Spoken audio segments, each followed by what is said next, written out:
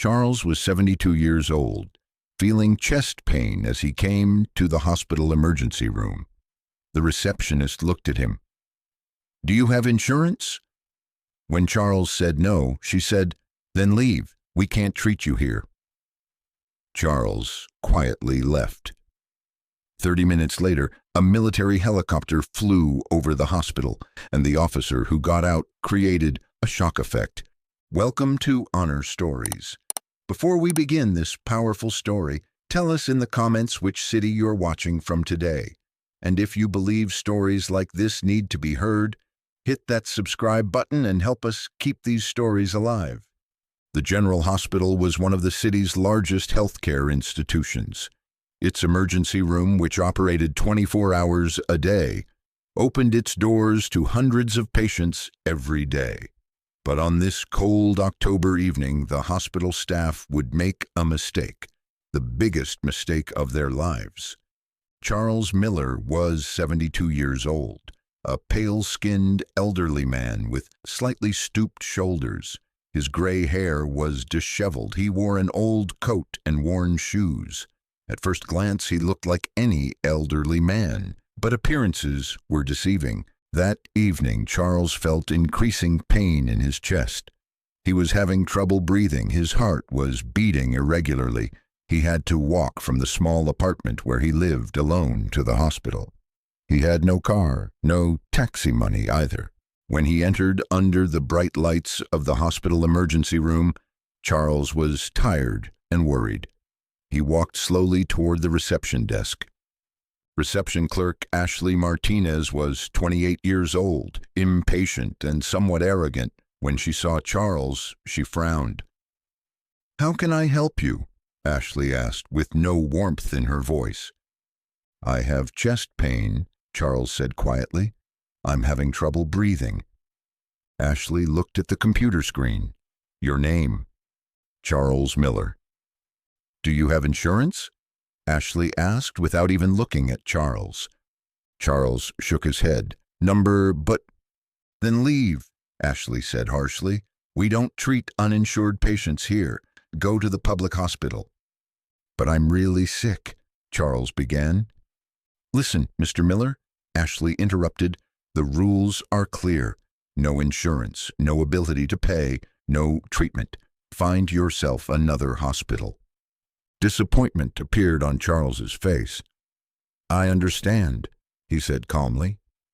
"Good day," Ashley said, starting to attend to other patients. Charles quietly turned and walked toward the hospital exit. He didn't argue, didn't plead. He just nodded and left. Ashley quickly forgot this conversation. That evening, emergency room nurse Kevin Roberts had also seen Charles working with his shift partner. "Who was that?" Kevin asked. "Uninsured elderly patient," Ashley said with a shrug. "I sent him away." "He looked sick," Kevin said. "They all look sick," Ashley replied. "No money, no treatment." Kevin also forgot this conversation. Neither of them wondered what Charles did after leaving the hospital. Charles stopped in the hospital parking lot. The pain in his chest was increasing, but he had no other choice. He took out an old, worn phone from his pocket. He hesitated for a few minutes, then called a number. "Hello, Robert," Charles said into the phone. "This is Charles Miller." "Yes, that Charles. Listen, I have a small problem." The phone conversation was brief. After Charles hung up, he had to wait in the hospital parking lot. He sat on a bench trying to breathe. Meanwhile, normal routine continued inside the hospital. Ashley was dealing with other patients. Kevin was rushing between emergency room cases. Hospital Chief Dr. Sandra Williams was reviewing paperwork in her office. 45 years old, experienced and authoritative. She ran the hospital with strict discipline. "Ashley," Dr. Williams said when she saw Ashley in the hospital hall. "How many patients came tonight?" "Normal number, doctor," Ashley replied. "I sent away a few cases, uninsured ones." "Good," Dr. Williams said. You're applying the protocol correctly. Neither Dr. Williams nor Ashley was aware of the approaching storm. Charles waited in the parking lot for 30 minutes. The pain in his chest wasn't subsiding, but he wasn't complaining. Finally, he heard helicopter sounds in the distance. The military helicopter circled over the hospital, then landed in the emergency landing area behind the hospital. It was a large green helicopter with military markings. Hospital staff was surprised. Nurses looking out from the emergency room window curiously looked outside. "What's happening?" Kevin asked. "Military helicopter," Ashley said in surprise. "Why is it here?" 3 people got out of the helicopter. The first was Colonel Michael Rodriguez, now in his 40s, uniformed, serious-faced military doctor. The second was Captain Lisa Thompson, in her 30s, military nurse. The third was Sergeant Tom Jackson, security personnel. Colonel Rodriguez walked determinedly toward the hospital entrance. The badges and rank insignia on his uniform were impressive. Hospital security guard Jerry Walsh was surprised. "Sir, how can I help you?" Jerry asked. "Colonel Rodriguez," the officer said formally. "We're looking for Charles Miller. Is he being treated here?" "I don't know, sir," Jerry said. "You should ask reception." Colonel Rodriguez walked to the reception desk. Ashley looked at him in surprise. "Sir?" Ashley said in a trembling voice. "Colonel Rodriguez, Military Medical Command," the officer said. "Is Charles Miller here?" Ashley's face went pale. "Charles Miller, he... "Speak," Colonel Rodriguez said sternly. "He had no insurance," Ashley stammered. "We sent him away. We couldn't treat him." Colonel Rodriguez's face changed. An expression mixing anger and astonishment appeared. "What did you say?" he asked, his voice coming out threatening. Meanwhile, Dr. Williams came running. She had panicked, seeing the military uniform. "I'm the hospital chief, Doctor," Williams said. "Dr. Sandra Williams. What happened?" Colonel Rodriguez turned to Dr. Williams. "Dr. Williams, you refused to treat Dr. Charles Miller." "Dr. Charles Miller?" Dr. Williams asked in surprise. "General Miller's health condition is critical," Colonel Rodriguez said, "and you turned him away at the door." Dr. Williams's mouth fell open. "General Miller?" "Retired General Charles Miller, former military hospital chief," Colonel Rodriguez said. 30 years of military service, 15 years as field surgeon in this city, and you refused to treat him." The silence in the hospital hall was cutting. Ashley's face had turned ashen. We didn't know," Dr. Williams stammered. "Didn't you know?" Colonel Rodriguez said angrily. "Turning away a doctor because he has no insurance. What protocol is that?" "Sir, our rules," Dr. Williams began.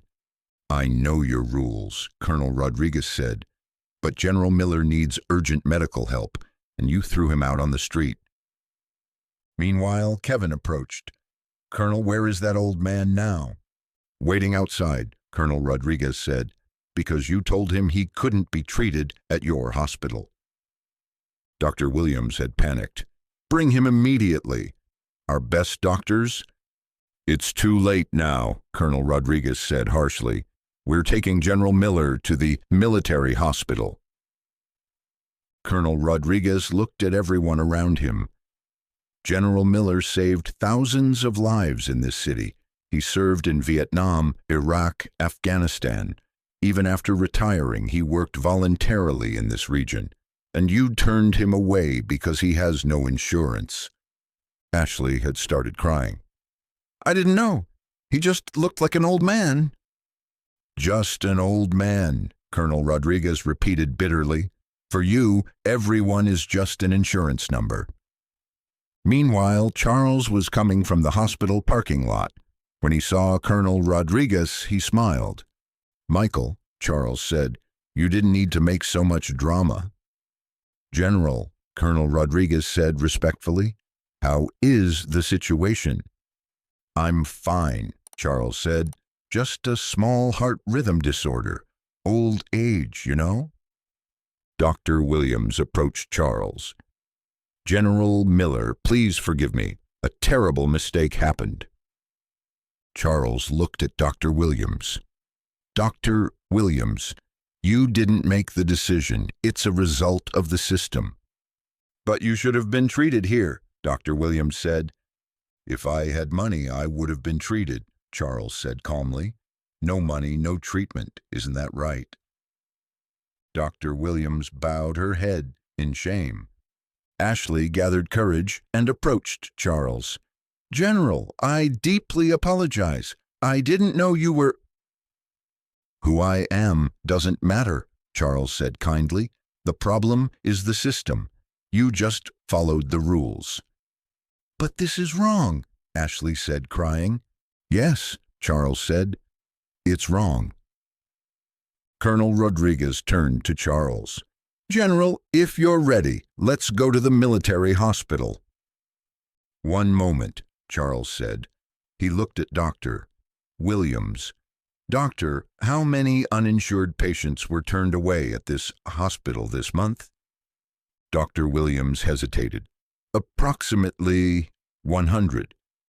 And how many of these weren't really sick? I don't know, General. Let me tell you, Charles said. All of them were really sick, because healthy people don't come to hospitals. Dr. Williams fell silent. This system must change, Charles said. People should be treated according to their needs, not their money. You're right, General, Dr. Williams said. But it's not in our hands. Everything is in our hands, Charles said. It's just a matter of courage. Colonel Rodriguez gently touched Charles's arm. General, we need to go. Charles nodded. He looked at the hospital staff one last time. I'm not angry with you, he said, but I'm angry with the system. This must change. Charles, Colonel Rodriguez, and his team left the hospital. The helicopter was running. When the helicopter took off, the hospital staff was still in shock. He worked in this city for 30 years, Kevin murmured, and we sent him away. Ashley was still crying. I just followed the rules. Rules exist for people, Dr. Williams said. People don't exist for rules. After that night, some things changed at the hospital. Dr. Williams brought new protocols. In emergency cases, treatment first, insurance check later. Ashley quit her job. She couldn't get over this incident. Kevin became a different person. He started looking at every elderly patient differently. A week later, Charles visited the hospital. This time he came in civilian clothes without his uniform. Dr. Williams received him in her office. General, how are you? Dr. Williams asked. I'm fine, Doctor, Charles said. Thank you. I apologize again for that night. It's in the past, Charles said. But what can we do for the future? Dr. Williams handed Charles a file. No uninsured patient was turned away this month. Treatment first, billing later. Charles smiled. Good start. You were the inspiration, Dr. Williams said. I was just a patient, Charles said, but the system was sick. Now it's starting to heal. Charles stood up. Dr. Williams, let me tell you something. I'm listening, General. The highest rank is humanity, Charles said. Don't forget that. As Charles left the hospital, nurses saluted him respectfully. Kevin came over to him. General, Kevin said, if we had known who you were that night... Kevin, Charles said kindly, if you had known who I was, would the system have changed? Kevin thought, no, I don't think so. That's the problem, Charles said. Every patient should be treated like a general. Kevin nodded. I understand, General. As Charles left the hospital, the emergency room looked different, warmer, more humane. 3 months later, the hospital received a national award, Most Humane Patient Services Award. When Dr. Williams received the award, she mentioned Charles. "This award actually belongs to a former patient of ours," Dr. Williams said, "to someone who reminded us of humanity." Charles was also in the audience. He didn't applaud, just smiled. Charles Miller hadn't just come for treatment that night. He had come to change a system, and he had succeeded. Now I ask you, have you ever judged someone by their appearance? Have you ever realized later that you made a mistake? Share your experiences in the comments.